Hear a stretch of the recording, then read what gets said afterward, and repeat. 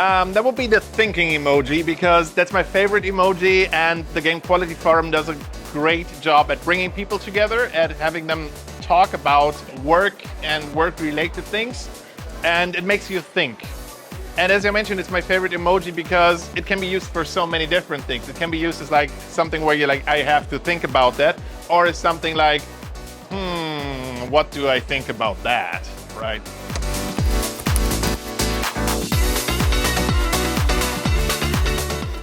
That was the session from Estelle yesterday about the layoffs and the rebounding, because she had such a high energy about a topic that was usually pretty much a big downer for everyone involved. And due to her energy and due to the way she presented that and talked about it, it was a lot of fun to listen to. It had a lot of truth and a lot of things where you like look back and you're like, oh yeah, I experienced that. And even though I was lucky that I was never really part of a big chunk of layoffs, there were still a lot of things that resonated with me. So that's something that I really appreciated. And I also told her, of course, how good that was.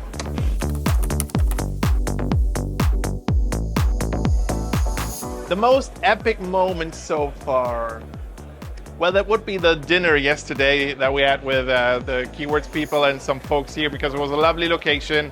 We had a beautiful sunset that we could watch. The food was amazing, the drinks were good, and it was a really nice bonding experience and really good to connect with the people, to learn more about your peers in the industry, about like their way of thinking, their way of working, which is something that is of course happening here all the time, but in a more like small, like in a more like small environment, that was even better. So there were quality discussions, great connections that were formed and great bonds that were formed. And that makes me like positive about the future as well, because it's a really good thing that this happens regularly at Game Quality Forum. So big thumbs up for that.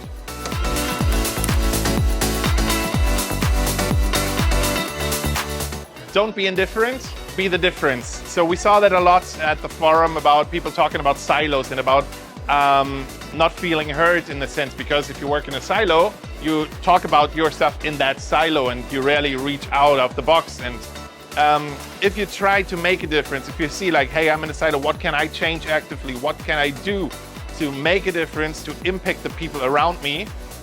Things will get better for you, things will get better for everybody in your company, because as community people, we are communication people, right? We like to communicate, we love to talk, we love to hear us talk a lot of times.